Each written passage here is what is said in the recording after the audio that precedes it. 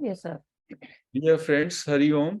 आज हम लोगों की चर्चा का विषय है new path of self inquiry. In fact उसको महर्षि ने जो हमको मार्ग बताया, जो टेक्निक बताई, वो सेल्फ इंक्वायरी है। उसको डायरेक्ट पाथ भी कहा जाता है, स्ट्रेट पाथ भी कहा जाता है और न्यू पाथ भी कहा जा सकता है। कुछ मास्टर्स ने उसको नया रास्ता इसलिए बताया कि अद्वैत वेदांत का जो मार्ग है, ज्ञान मार्ग, ये तो काफी प्राचीन है। आदि शंकराचार्य ने भी इसकी बात की, उससे पहले भी बात हुई, बाद में भी बात हुई। लेकिन उसको कैसे प्रैक्टिस करना है, ब्रह्म तत्व के विषय में तो बात हुई, बट ये सेल्फ इंक्वायरी की जो ये आत्मविचार की प्रक्रिया है, ये एक नया मेथड, ये जो है महर्षि की देन है। और महर्षि ने इसको कहीं से सीखा भी नहीं। महर्षि को अपना अनुभव हुआ और उस अनुभूति के आधार पर जो भी उनको ज्ञान हुआ, जब वो कोई स्क्रिप्चर पढ़ते, कोई पुस्तक पढ़ते और वहां पे जब कुछ लिखा हुआ पाते, कहते yes, I have experience this. तो उनका लेवल ये था कि 14-16 साल की एज में ही उनको रियलाइजेशन हो गया, स्पॉन्टेनियस।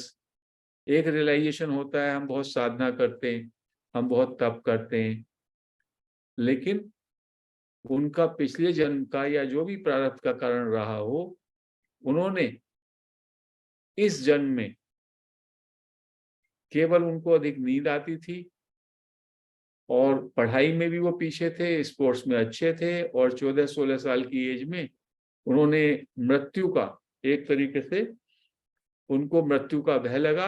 फिर वो उन्होंने अपने को ऐसा महसूस किया जैसे मैं मर रहा हूं, और उसमें उनको जो आउट ऑफ बॉडी एक्सपीरियंस हुआ, जिसमें उन्होंने ये महसूस किया कि मैं तो अपने शरीर से अलग हूं, I am not this body. उस रियलाइजेशन के बाद उनका रूपांतरण हो गया, घर छोड़ दिया, तिरुवन्नमलाई में आकर के मंदिर में रहे, फिर किसी गुफा में चले गए, और फिर धीमे धीमे वहां पे उन्होंने तपस्या की। लोगों ने उनको एक्नॉलेज किया कि ये जो यंग सेज है, ये वास्तव में रियलाइज्ड है। और फिर वहां से वो शिफ्ट हो गए रमन आश्रम में। तो यदि उनका पूरा जीवन देखें तो या तो वो अपने घर पे थे, और घर से आए तो तिरुवन्नमलाई आ गए, और रमन आश्रम में, और वो कहीं पे भी नहीं गए। He did not move anywhere. लेकिन पूरे वर्ल्ड के, पूरे विश्व के कोने कोने से सीकर्स, हर एक संप्रदाय के, क्रिश्चियनिटी से Parsi, Jews, even Muslims, they used to come, assemble there. और उन लोगों को, उनमें से काफी लोगों को रियलाइजेशन हुआ या उनका एक्सप्लोजन हुआ। और सबको उन्होंने एक ही बात बताई, एक ही विधि बताई। सब में पहले विधि थी, the first lesson is silence. First teaching of Maharshi is silence. Be silent, just be, that is one. लेकिन वो बहुत सारे लोगों की समझ में नहीं आती थी। कुछ लोग तो आके महर्षि की प्रेजेंस में बैठते, साइलेंस में चले जाते, और उनके अंदर पूरी तरीके से पीस आ जाती। तो उन्होंने कहा कि जो उस साइलेंस में नहीं उतर पाते, उनके लिए जो मेथड है वो है सेल्फ इंक्वायरी, आत्मविचार। और बहुत से ऐसे भी लोग थे, सीकर्स, जो कि सेल्फ इंक्वायरी भी नहीं कर पाते। तो उनके लिए महर्षि ने कहा फिर ठीक है, वो मेडिटेशन करें, जप करें, उपासना करें, कुछ भी करें। तो सेल्फ इंक्वायरी का जो ये नया तरीका है, नई विधि है, ये महर्षि की ही देन है। और ये वर्तमान समय, आधुनिक समय के लिए सब में उपयुक्त विधि है। क्योंकि महर्षि ने ये नहीं कहा कि इसको जाके जंगल में बैठ के ही करना है, इसको केवल सन्यासी ही कर सकता है। उन्होंने कहा घर गृहस्थी में रहते हुए आप इसको कर सकते हो। आज के भी मैसेज में था कि इसको हम सुबह को करें, शाम को करें, तो महर्षि का उत्तर था ये तो हमेशा ही होती रहनी चाहिए। आप जो है हमेशा सेल्फ इंक्वायरी के जरिए आप अपने सेल्फ में या अपने हृदय में अबाइड करें।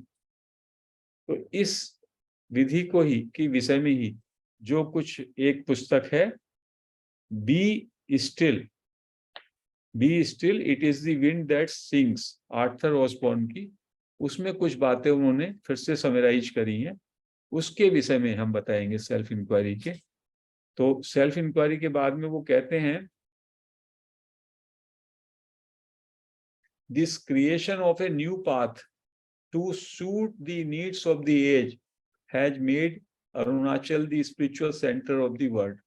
कहते हैं जो ये नया तरीका भगवान ने दिया, महर्षि ने दिया, इससे जो ये अरुणाचल है या रमन आश्रम है, ये पूरे विश्व का स्पिरिचुअल सेंटर बन गया है। और इसमें उन्होंने क्या कहा कि this method can be followed by man and women equally of this age, and it can be followed anonymously in the conditions of the modern world। कोई रिचुअल की जरूरत नहीं है, इसमें कोई प्रक्रिया की जरूरत नहीं है, आप घर पे कहीं पे भी बैठ करके इसको आराम से कर सकते हैं। और उन्होंने ये कहा कि knowledge of truth of the self is obtained by self inquiry and not by any number of actions which lead only to purification of the mind and not to realization। कहते हैं सेल्फ इंक्वायरी से ही आपको सत्य का ज्ञान हो सकता है, सत्य का ज्ञान हो सकता है। मेडिटेशन से आपका मन प्यूरिफाई तो होगा, लेकिन आपको रियलाइजेशन नहीं होगा, ये उनका कहना था। श्वास पे ध्यान से है, क्योंकि श्वास पे जब आप ध्यान करते हैं तो उससे आपका मन उस समय पे सबसाइड हो जाता है, लेकिन जैसे श्वास से आपका ध्यान हटेगा, again the mind will come on surface, mind will become active. It is through mainly through inquiry that he who is competent achieve knowledge of the self. जो कॉम्पिटेंट है, जो मजबूत है, वही सेल्फ इंक्वायरी कर सकते हैं और सेल्फ इंक्वायरी से सेल्फ नॉलेज हासिल कर सकते हैं। सच ए मैन, ये इंपॉर्टेंट है, such a man must be tireless in practice. Practice में हमें टायरलेस होना पड़ेगा, लगातार उसको करना पड़ेगा। And be able to discriminate between real and the unreal, और hold on to the essential and reject the non essentials. दो काम करने हैं उसको, एक तो हमें कटिबद्ध होना पड़ेगा मजबूती से साधना करने के लिए, सेल्फ इंक्वायरी प्रैक्टिस करने के लिए, और हमें रियल और अनरियल का भेद, विवेक हमारे अंदर जागृत होना चाहिए। बाहर की जो भी पदार्थ हैं, वस्तुएं हैं, रिलेशंस हैं, all are changing, they are unreal. And real क्या है? Your self, awareness, reality. ये हमें लगातार डिस्क्रिमिनेशन हमारे मन में रहना चाहिए, या उसको कहते हैं एसेंशियल, जो एसेंशियल है और जो नॉन एसेंशियल है। एसेंशियल क्या है? Essence is only awareness and consciousness और बीइंग। और नॉन एसेंशियल क्या है? Non self, non being, mind, mind projected things, वो नॉन एसेंशियल है। तो कहते हैं कि just as one would dive into the water to recover an article that had fallen in. पानी में यदि कोई चीज अंदर बैठ जाए तो उसको लाने के लिए आपको डाइव करना पड़ेगा पानी में। One should dive deeply into oneself with speech and breath restrained. आपकी वाणी और आपका श्वास भी संयमित हो जाता है, रेस्ट्रेन हो जाता है। इतनी तरीके से आपको डाइव करना पड़ता है। डाइव भी जब करते हैं आप तो कैसा होता है, आप भी श्वास भी रोक लेते हैं, आपकी वाणी भी नहीं चलती, और फिर आपको ये ढूंढना पड़ता है कि ये आई कहाँ से उठ रहा है। तो ये अथक परिश्रम से साधना में लगे रहना पड़ेगा, रियल और अनरियल में के भेद को समझना पड़ेगा, अनरियल को डिस्कार्ड करना पड़ेगा, रियल को मेंटेन करना पड़ेगा, होल्ड करना पड़ेगा, और इतनी आपकी फोकस हो कि जैसे एक गोताखोर पानी के अंदर जाके गिरे हुए मोती को निकालता है, ऐसे ही अपने श्वास और वाणी को निग्रह करते हुए मैं ये देखने की चेष्टा करूं कि मेरे अंदर आई कहाँ से उद्गम हो रहा है। That is the self inquiry. When the mind turning inward inquires who am I and reaches the heart, the ego sinks and the only self appears on its own accord as I। कहते हैं जब mind को हम invert turn कर लेते हैं और consistently who am I inquiry करते हैं, तो हमारा जो माइंड है वो हार्ट में चला जाता है, स्पिरिचुअल हार्ट में चला जाता है, और ईगो खत्म हो जाता है, ईगो सिंक हो जाता है। जैसे इफ माई माइंड और I thought sinks in my heart, then the ego is destroyed and only self the eternal I shines, ऐसा कहते हैं। अब इसमें जो एक इंपॉर्टेंट बात है उसको हम बताना चाह रहे हैं, वो इंपॉर्टेंट है जो कि हर एक ने देखा होगा, चाहे तो आप मेडिटेशन में बैठें या आप सेल्फ इंक्वायरी में, बहुत से विचार आते हैं। जब आप सेल्फ इंक्वायरी करते हैं तो बहुत से विचार आते हैं। तो कहते हैं कि when a man begins to practise the vichara और self inquiry, his attempted concentration is always disturbed by thoughts, but this is no cause for despondency। कहते हैं विचार आपको डिस्टर्ब करते हैं तो चिंता की बात नहीं है। Indeed, it can be turned to advantage। वास्तव में इसको आप एडवांटेज की स्थिति में लें, लाभप्रद है ये। कैसे? Since in this way he can see his thoughts objectively as on a screen and can discover the weaknesses and impurities that have to be overcome। कितनी बड़ी बात कही। इस बात को पकड़ने की जरूरत है। एक नई चीज है कि जब हम ध्यान में बैठते हैं, अभी हमारी आंखें खुली तो हमारे विचार हमको उतने नहीं दिखाई दे रहे। जैसे ही आंखें बंद करते हैं, ध्यान में बैठते हैं या सेल्फ इंक्वायरी में बैठते हैं, तो हमारे विचार बहुत आते हैं, डिस्टर्ब करते हैं। तो कहने लगे ये जो विचार मुझको डिस्टर्ब कर रहे हैं, इसको पॉजिटिव सेंस में ले, महर्षि कह रहे हैं, क्योंकि हम उन विचारों को देख पाते हैं बैठे हुए क्लियरली, और उससे हमें ये पता चलता है कि हमारे अंदर क्या कमजोरियां हैं, क्या इम्प्योरिटीज हैं, जिनको कि हमें खत्म करना है। किसी को विचार आते होंगे, काम धंधे के आते हैं, किसी को कुछ आते हैं, किसी को कुछ, तो उससे पैटर्न आपको पता चलता है। And when asked about this, the Maharshi replied, yes, all kinds of thoughts arise in meditation, that is right, for what lies hidden in you is brought out। महर्षि ने कहा ये बिल्कुल सही है, बहुत विचार आएंगे, ये सबका क्वेश्चन होता है। आंखें बंद करी तो विचार हमें डिस्टर्ब करते हैं। तो महर्षि कह रहे हैं हाँ, जब आप आंखें बंद करके मेडिटेशन या सेल्फ इंक्वायरी में बैठेंगे तो बहुत विचार आएंगे। लेकिन क्यों आते हैं वो? क्योंकि हमको ये तब महसूस होता कि हमारे अंदर जो हिडन वासनाएं हैं, लेटेंट टेंडेंसीज हैं, वो क्या हैं, वो सरफेस पे आती हैं। Unless it rises up, how can it be destroyed.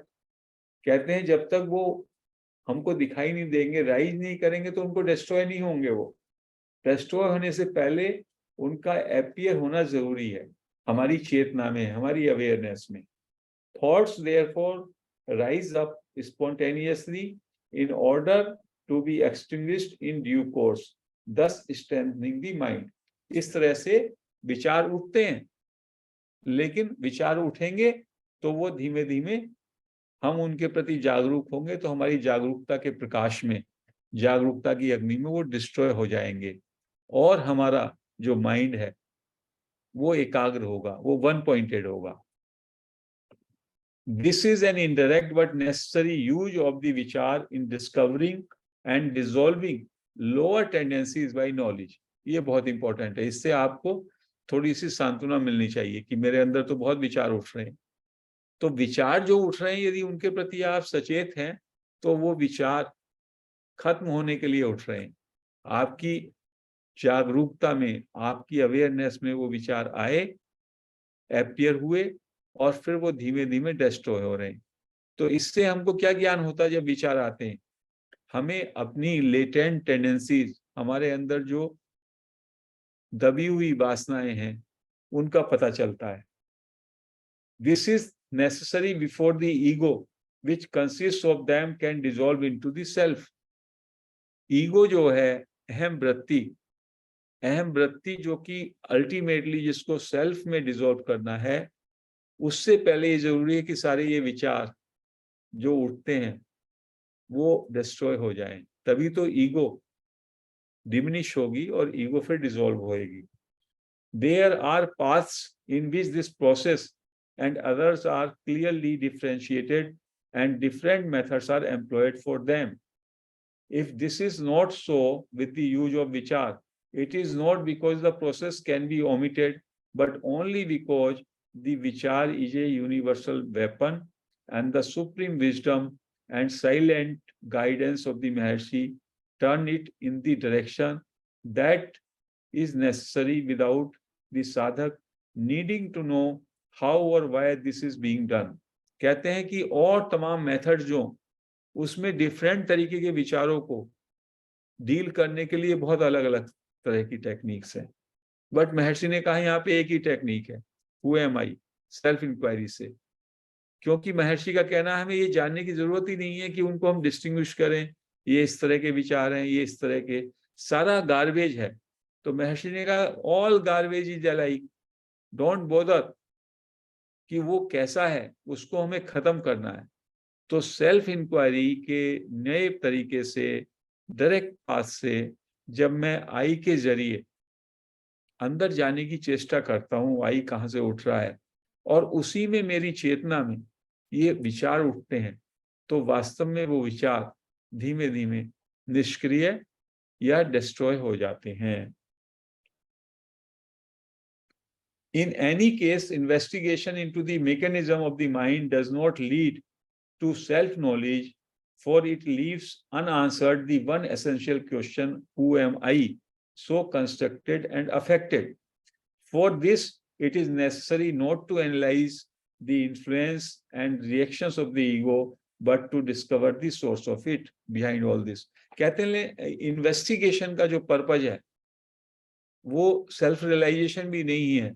Investigation का तो पर्पज है कि जितने भी थॉट्स हैं, धीमे धीमे ये थॉट्स सब डिसॉल्व हो जाएं, और अल्टीमेटली जब हमारा ego represents all thoughts, ego में जो आई थॉट है वो सबका बेस है।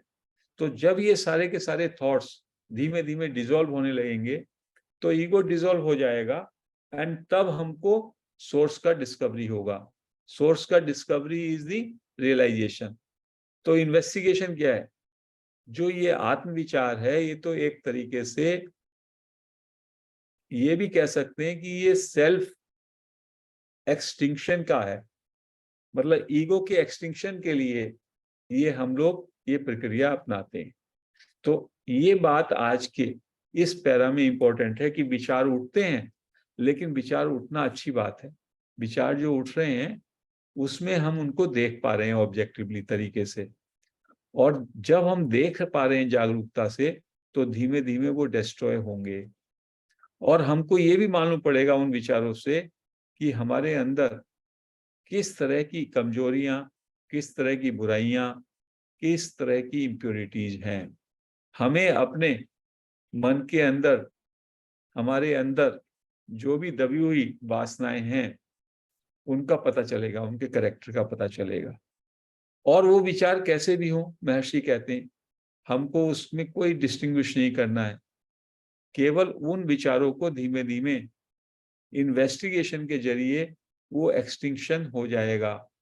क्योंकि वो सारे ही विचार डिजायर्स के हैं, वासनाओं के हैं, हिडन टेंडेंसीज के हैं, तो उसमें कोई अच्छा और बुरा करने का हमें कोई जरूरत नहीं है। उन सभी के सभी को हमें इन्वेस्टिगेशन के जरिए समाप्त करना है, ताकि ईगो का एक्सटिंक्शन हो सके, एलिमिनेशन हो सके, और सोर्स की डिस्कवरी हो जाए, सेल्फ की डिस्कवरी हो जाए। सो महर्षि आगे कहते हैं, the vichara is used more directly to deal with thoughts as they arise. जो ये जो सेल्फ इंक्वायरी प्रैक्टिस है, ये तो जो उठने वाले विचार हैं उनको डील करने का एक जरिया है, तरीका है। Even when extraneous thoughts sprout up during such inquiry, do not seek to complete the rising thought, but instead deeply inquire within, to whom has this thought occurred। जो हम कराते हैं, कहते हैं कि जो थॉट कोई भी उठे उसको पूरा आप जो है स्प्राउट ना होने दो, उस थॉट को पूरा शक्ति ना लेने दो। पूछो ये थॉट किसको उठ रहा है, तो आपकी जो चेतना है उस विचार से उठ करके इस क्वेश्चन पे आ जाएगी, to whom this thought is arising, और उसका आंसर होगा ये थॉट मुझको उठ रहा है, एंड हु एम आई के जरिए आप उस थॉट को छोड़ देंगे, तो that thought will either dissolve, या वो थॉट डिसअपियर हो जाएगा, या वो डिस्ट्रॉय हो जाएगा। So if then you inquire who am I, the mind gets introverted, मन जो है अंतर्मुखी हो जाएगा, and the rising thought also subsides, उठा हुआ थॉट जो है वो सबसाइड हो जाएगा।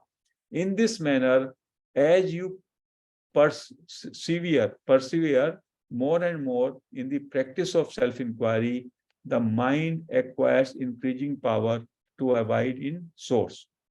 जैसे जैसे ये जो आने वाले थॉट्स हैं आपके, ये कम होने लगते हैं, सेल्फ इंक्वायरी आपकी गहराएगी, तो धीमे धीमे ईगो या माइंड जो है उसके अंदर पावर आ जाएगी वन पॉइंटेड, और वो सोर्स में अवॉइड करेगा, और धीमे धीमे सोर्स में अवॉइड करके the time will come then the mind gets totally destroyed और gets dissolved into the source, and that is the realisation. तो ये जो महर्षि ने जो ये टेक्निक बताई, इस टेक्निक का फायदा ये है कि इसमें बहुत सारी टेक्निक नहीं है, सिंपली एक टेक्निक है। और महर्षि ने ये भी कहा हमको कि आपके मन में जो तमाम थॉट्स आते हैं, जब आप सेल्फ इंक्वायरी में बैठते हैं, मेडिटेशन में बैठते हैं, तो उनकी चिंता ना करें, that is a positive thing. जो अभी तक विचार आपको मूर्छित किए हुए थे, जब हम होते हैं मन में विचार चल रहे होते बट हम उनके प्रति जागरूक नहीं होते, सेल्फ इंक्वायरी में हम विचारों के प्रति जागरूक होंगे, और विचारों के प्रति जब हम जागरूक होंगे तो हमको अपनी टेंडेंसीज का ज्ञान होगा, what are our hidden tendencies और इम्प्योरिटीज। तो उनकी जागरूकता से ही उनके निवारण में, उनके डिसोल्यूशन में हमको मदद मिलेगी।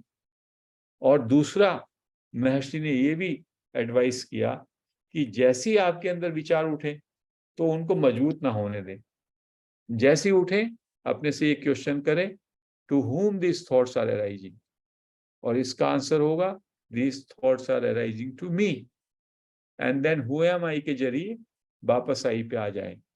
तो इस तरीके से जो आपका विचारों की आप पे बहुत ज्यादा ग्रिप है, जो हमारी लेटेंट टेंडेंसीज हैं, हिडन डिजायर्स और वासनाएं हैं, एक एक करके वो ऊपर आएंगे, और इन्वेस्टिगेशन के जरिए धीमे धीमे वो डिसॉल्व हो जाएंगे, और हमारी ईगो धीमे धीमे डिमिनिश होकर के वो भी सोर्स में डिसॉल्व हो जाएगी, and then only the self will shine.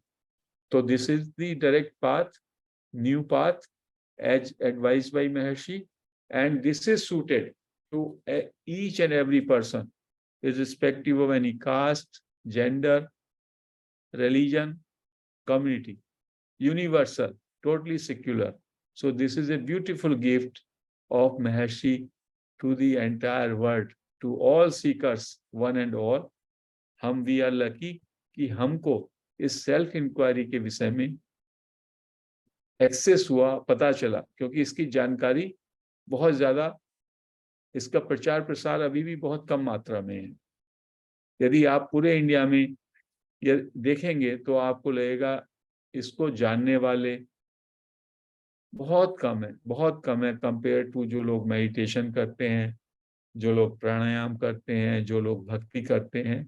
Self inquiry के माध्यम से ज्ञान मार्ग पर चलने वाले लोग, सीकर्स बहुत कम है। और ये टेस्टेड विधि है, टेस्टेड मेथड है। न जाने कितने सीकर्स ने जो कि महर्षि के संपर्क में आए, जिन्होंने सेल्फ इंक्वायरी प्रैक्टिस से रियलाइजेशन, सेल्फ रियलाइजेशन किया, सेल्फ नॉलेज की उनको अनुभव हुआ। हम भी इस मार्ग पर चलकर आध्यात्मिक प्रोग्रेस कर सकते हैं। तो आज हम इस चर्चा को यहीं समाप्त करते हैं। हरिओम।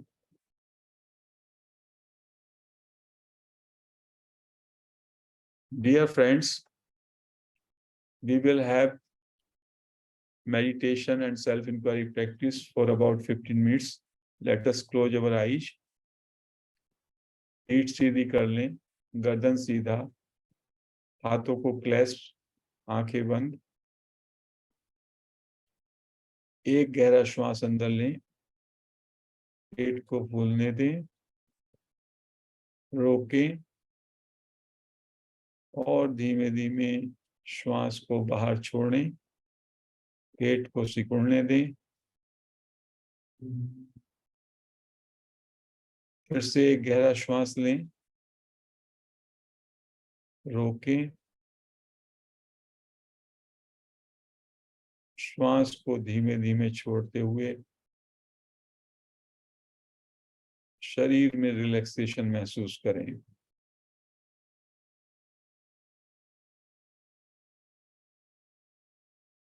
एक गहरा श्वास फिर से, रोकें,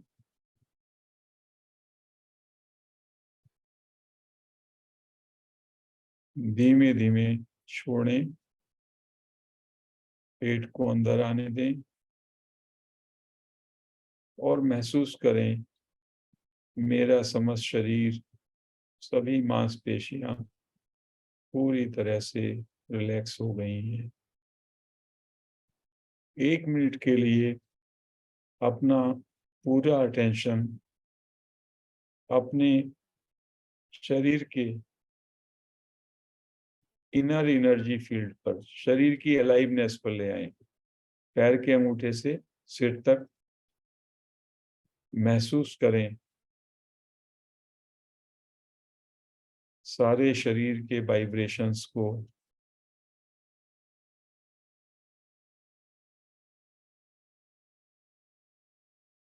सारे शरीर के एनर्जी फील्ड को।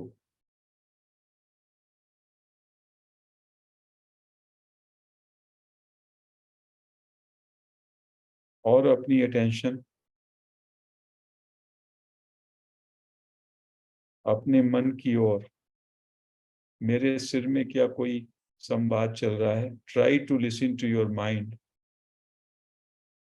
अपने हेड में जो वॉइस संवाद चलता है कंटिन्यूअस, उसको सुनने की चेष्टा करें।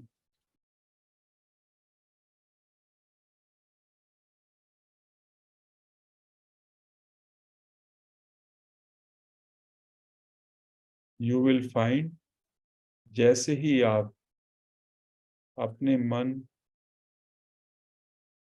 में चल रही डायलॉग्स को सुनने की चेष्टा करते हैं, मन शांत हो जाता है।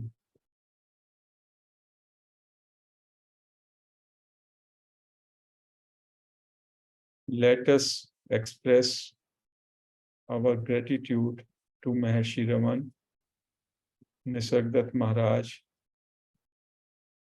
और अपने से प्रश्न करें, Who am I?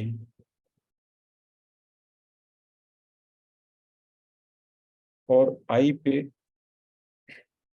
फोकस करें, देखें मेरे अंदर आई कहाँ से उठ रहा है, आई फीलिंग कहाँ से उठ रही है।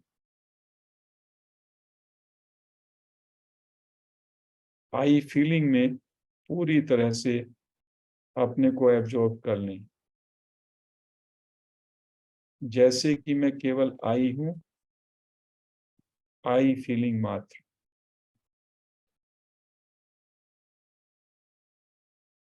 आई पर ठहर जाएं। याद रखें, जब मैं आई पर ठहर जाऊंगा तो मैं सिर्फ आई ही बन जाऊंगा, मात्र आई, केवल आई का भाव। बाकी मुझको मेरे शरीर, मेरे अंगों का भी भान नहीं रहेगा, यदि मैं पूरी तरीके से आई भाव में संलिप्त हो जाऊं। केवल आई भाव में, आई फीलिंग में अपने को पूरी तरह से एब्जॉर्ब करें, और साथ में जानने की चेष्टा करें कि ये आई क्या है, what is this I. Question answer form में नहीं जानना है, उसको इन्वेस्टिगेट करना है, ये आई क्या है और ये आई कहाँ से उठ रहा है। आई की उत्पत्ति कहाँ से हो रही है इस आई फीलिंग की, जो कि मैं स्वयं हूं, और ये वास्तव में क्या है। बस आई पे ठहरें और ये दो बातें जानने का चेष्टा करें। What is this I, from where I is arriving, this is self inquiry. कृपया इसको करते रहें। जितना आई पे एकाग्र होंगे, आपका श्वास भी रुक जाएगा, आप टोटल स्टिलनेस में आ जाएंगे।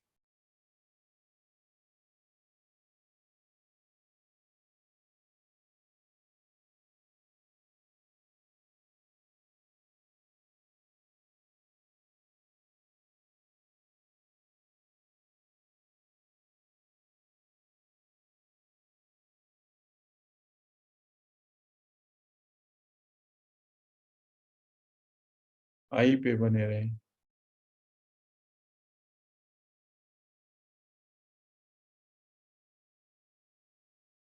अटेंशन इनवर्ड हो, कोशिश रहे कि मेरे अंदर आई मीन्स मैं कहाँ से उठ रहा है।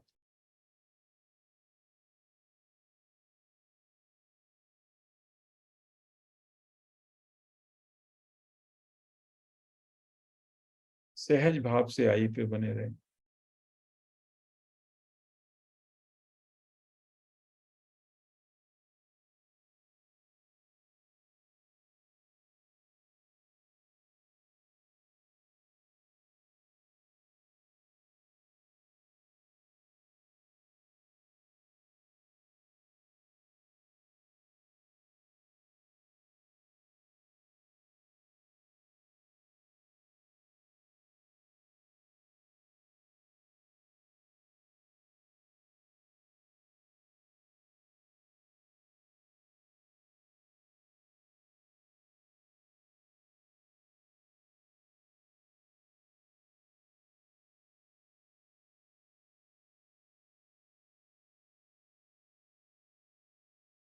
आई पे बने रहना है।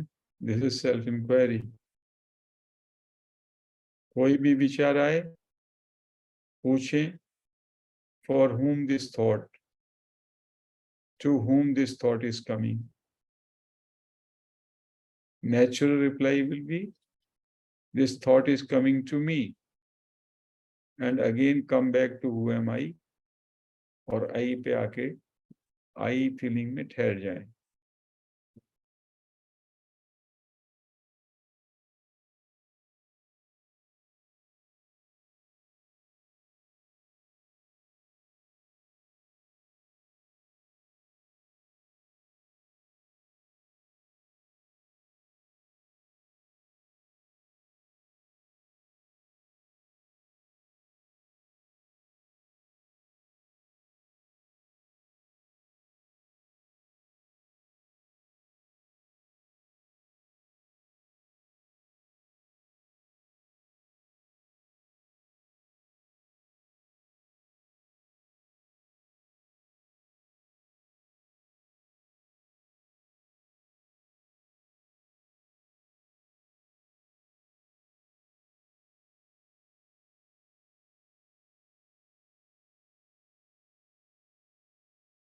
आई पे बने रहें, जागरूक पूरी तरह से।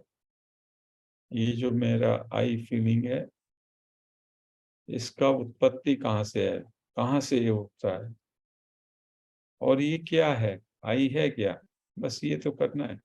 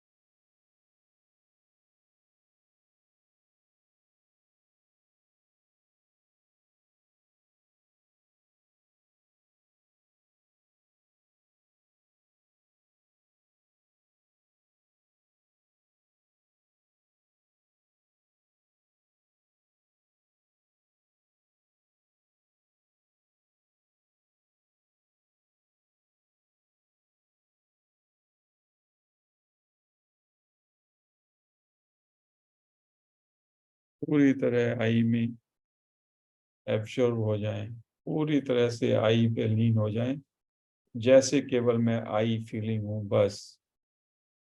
और फिर इस बात का इन्वेस्टिगेशन, ये आई क्या है और ये आई कहाँ से उठ रहा है। कहाँ से उठने का मतलब, हमारी अटेंशन आई के मूल में जाएगी, आई के उत्पत्ति या सोर्स में जाएगी।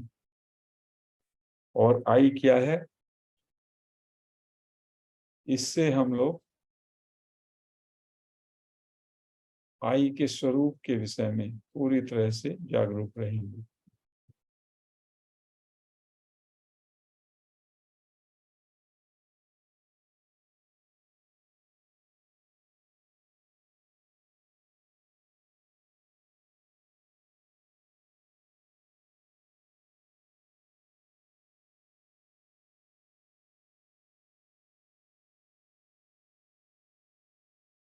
वो सहज भाव से आई पे बने रहना है। कोई विचार आए, पूछें किसको ये विचार, आंसर मुझको ये विचार, then who am I.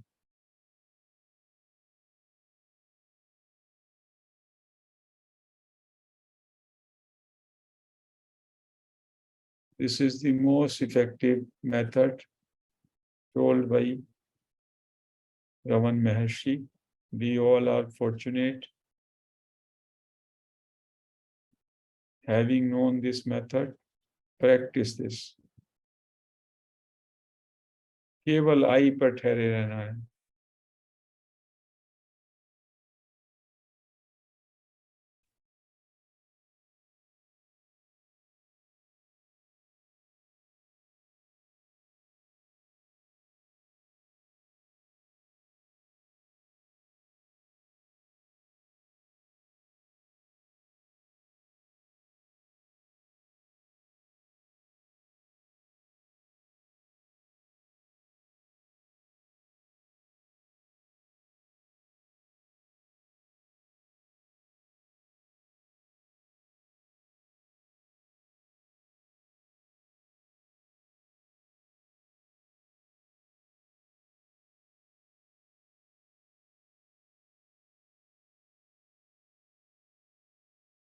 Total attention on I.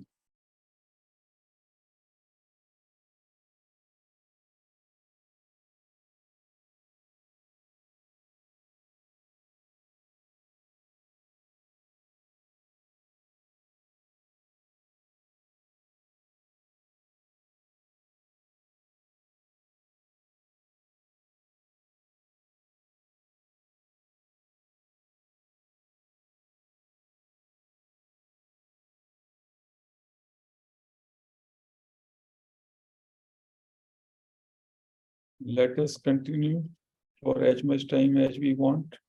Keep our attention, keep your attention on I feeling.